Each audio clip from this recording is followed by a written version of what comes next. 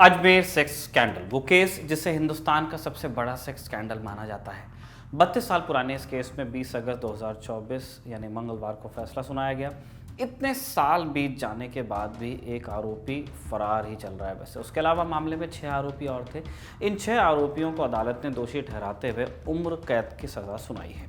ये फैसला कुछ दिन पहले यानी कि 8 अगस्त को आ जाना था, लेकिन एक आरोपी ने तबीयत खराब होने की बात कही, तब फैसला टल गया।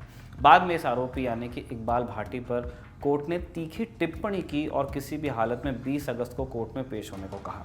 इसी के मुताबिक 20 अगस्त को सभी 6 आरोपी कोर्ट में पेश हुए और कोर्ट ने उन्हें अपराधी माना।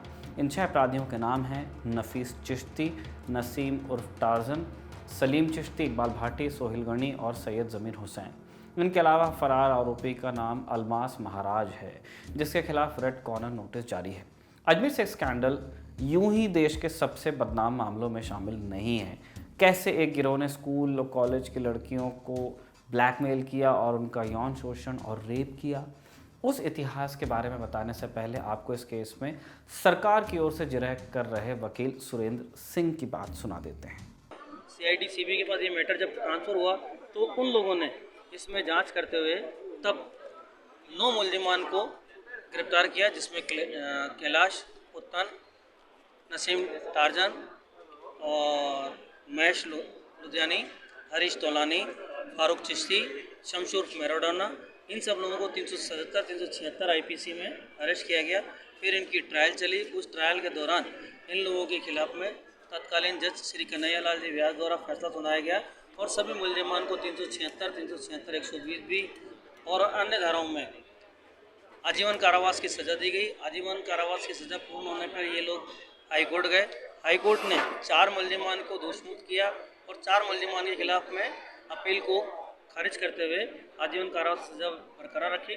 फिर इसमें अपील सुप्रीम कोर्ट गई।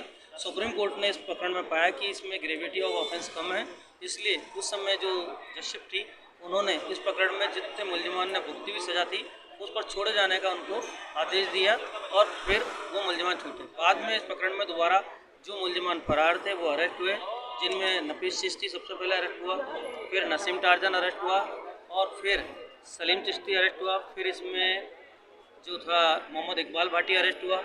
उसके बाद में इसमें अरेस्ट हुआ जमीर चिश्ती की अग्रिम जमानत हुई और सोहेल गनी ने बाद में अपने आप को न्यायालय में समर्पित किया। इन सब लोगों की ट्रायल चली। चूँकि मुल्जिमान बार बार आ रहे थे, बार बार जा रहे थे, इसलिए इसमें ट्रायल में 30 साल का समय लगा और 30 साल का समय लगने के कारण इस प्रकरण की ट्रायल लंबी हो गई।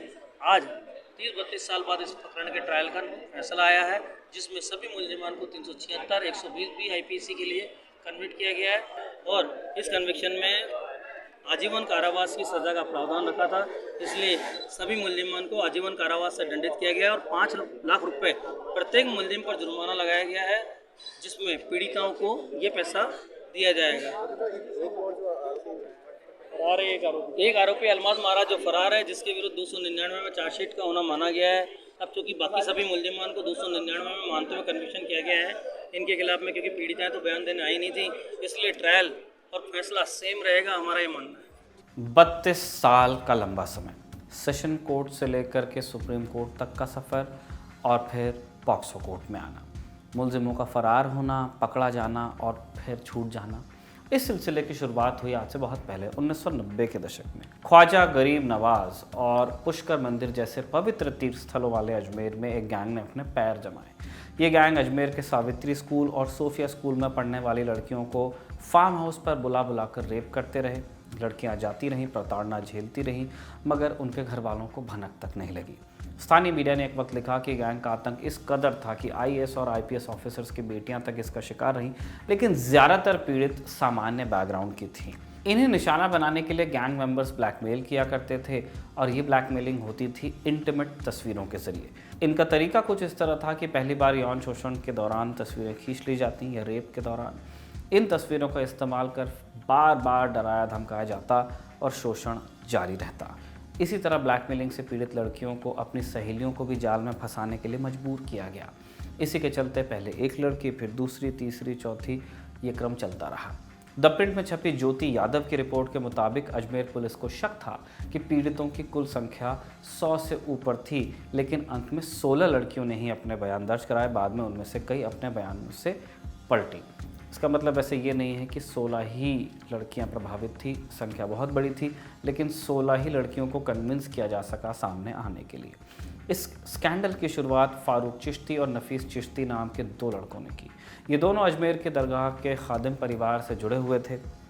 नफीस और फारूक के चेले चपाटी भी थे और इस तरह एक गैंग तैयार हुआ। ये गैंग चिश्ती परिवार के रुतबे, पैसों के दम और राजनीतिक रसूख का बेजा फ़ायदा उठाता और कानून को अपने जूते की नोक पर रखता। खासकर नफीस पर ड्रग्स रैकेट चलाने जैसे इल्ज़ाम भी थे। ये लोग खुद भी पॉलिटिक्स में एक्टिव थे, दोनों यूथ कांग्रेस में ऊंचे पदों पर थे और इसी पहुंच का फ़ायदा उठाकर सेक्स स्कैंडल की शुरुआत हुई। द प्रिंट की पत्रकार ज्योति यादव की रिपोर्ट के मुताबिक एक महत्वाकांक्षी लड़की जो कांग्रेस ज्वाइन करना चाहती थी, उसकी मुलाकात फारूक और नफीस चिश्ती से हुई। लड़की उस वक्त अजमेर के सावित्री स्कूल में 12th की स्टूडेंट थी। पहले तो कुछ दिन यूं ही बात चली, लेकिन उसके बाद एक दिन फारूक ने अपनी वैन में बैठाकर उसे फार्म हाउस ले गया। वो यहाँ पर लड़की के साथ यौन शोषण हुआ और इन सब चीज़ों की तस्वीरें भी उतार ली गई। बाद में उस लड़की को इन्हीं तस्वीरों के ज़रिए ब्लैकमेल किया गया, बार बार उसका यौन शोषण हुआ।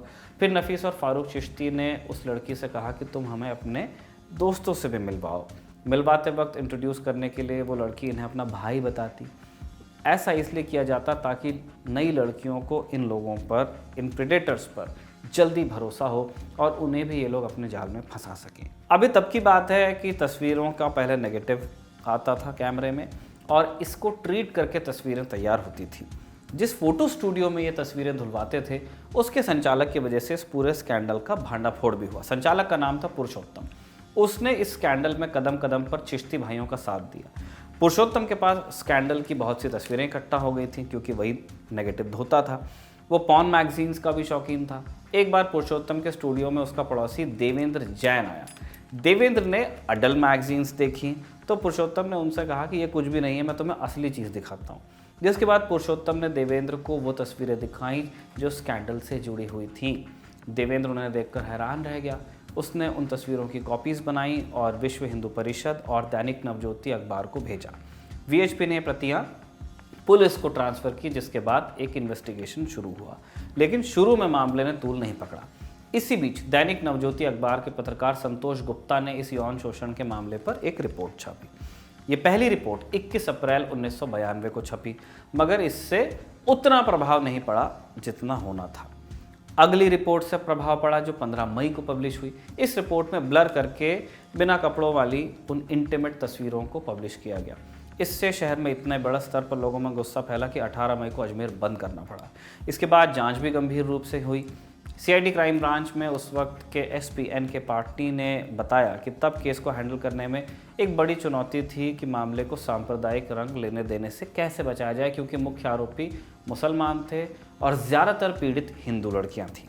अब ये सब हो रहा था 1992 के मई महीने में, जब बीजेपी नेता लाल कृष्ण आडवाणी की जो रथ यात्रा थी, लगभग उसे 2 ही बरस बीते थे और उस दौरान किस तरह का तनाव था जानते हैं सब। इसीलिए कई पुलिस अधिकारी जो उस वक्त सर्विस में थे, उन्हें इस बात की टेंशन थी कि मामला कम्युनल ना हो जाए। तब से लगातार जांच पड़ताल चलती रही। 11 लोगों को पुलिस ने अरेस्ट किया। इसके बाद क्या क्या हुआ, आपको सरकारी वकील वीरेंद्र सिंह ने बताया है। अब केस में 6 लोगों को उम्र कैद हुई। इनमें नफीस चिश्ती का नाम शामिल है, फारूक चिश्ती का नाम इसमें नहीं है। अगर सरकारी आरोपी अभी भी इस फैसले से खुश नहीं है तो इसके बाद हाईकोर्ट के दरवाजे खटखटाए जा सकते हैं। उसके आगे फिर सुप्रीम कोर्ट की राह भी है। अभी जो फैसला आया है वो पॉक्सो कोर्ट से है। देखकर ऐसा लगता है कि कोई ना कोई विक्टिम अपराध के वक्त माइनर रही होंगी। इस खबर पर आप क्या सोचते हैं, हमें कमेंट बॉक्स में लिखकर बताएं। आपके लिए ये जानकारी जुटाई थी हमारे साथी शेख नावेद ने। हमने कई जगह प्रिंट की रिपोर्ट को भी कोट किया है। मैं हूं निखिल और कैमरे पर हमारे साथ हैं जतिन। देश और दुनिया की बाकी खबरों के लिए आप लल्लन टॉप को देखते रहिए।